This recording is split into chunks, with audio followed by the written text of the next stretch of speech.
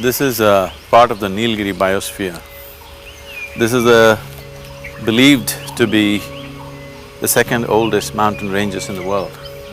This is the land of tigers, king cobras and elephants. I was thinking about the animals, Sadhguru. They have their own families, their own social structure. Their life's as important to them as our lives are important to us. What is it about us that makes us think we're so special? Is it just some idea we concocted? It is not our idea. Of course, human beings have grand ideas about themselves. Apart from that, what really sets us apart is just this. All animals are fulfilled the moment their survival process is taken care of. But the nature of a human being is such that only when survival process is taken care of, his life begins. So, the very privilege of being human is just this, that you are a natural seeker, you can't stop at any point. So there is something within you which doesn't like boundaries. There is something within you which is constantly longing to be boundless. Everything that you know as myself today is just an accumulation of impressions and physical body. What you accumulate can be yours, can never be you, isn't it? So what is you is yet to be introduced to you It is yet to come into experience, it is in an unconscious state. But now you're longing to know something beyond the physical, you're longing to know the very nature of your life, you're longing to know the very origin of your life. We cannot handle the boundless through the limitations of the physical. So your perception has to go beyond five senses, only then the non-physical enters your life. If your experience of life transcends the limitations of the physicality, then we say you're spiritual. That's what it means to be on the spiritual path. If an ant crawls upon your hand, you can feel it. There's so much blood flowing within you, can you feel it? Right now this water,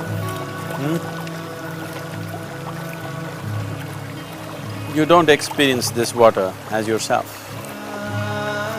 But over 70% of your body is actually water.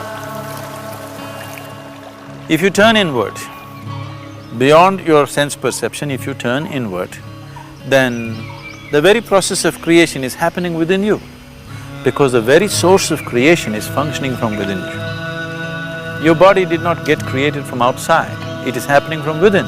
The manufacturer of this body is inside, not outside. So, the manufacturer is busy working, but you ignored him because you're too busy with what's happening around you. You ignored him so much that it looks like he's absent But if he was absent, would this happen?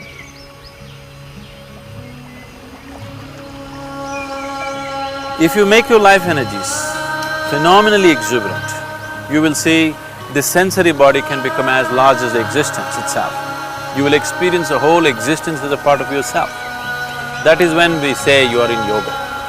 The word yoga means everything has become one. From being just a piece of creation, you move to become the creator. If you live on the surface, you just live as a piece of creation. If you go to the core, you are the very creator himself. So this is a choice you have. Either you exist here just as a piece of creation, pushed and pulled by the forces of life, or you exist here as a creator, creating your own destiny, making your life happen. There is no universal salvation without individual salvation. There is no universal transformation without individual transformation. Death is the creation of people who live their lives in total unawareness.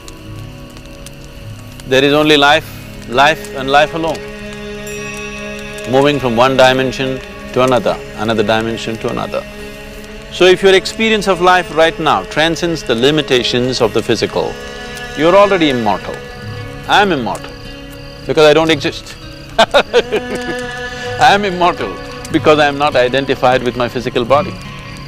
I enjoy my body, I use my body, but I'm constantly aware that it is only an accumulation.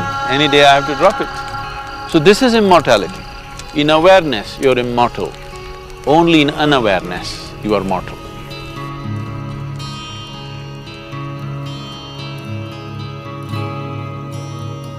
Sun came up in the morning.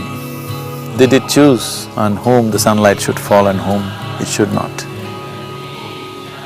So the way of the existence is such that it doesn't choose. But still, who benefits from the sunlight, who benefits from the breeze, all depends on that individual. Every human being is equally capable of knowing the source of his existence, of knowing the nature of his existence. So does it mean to say, I have to change my whole life? No.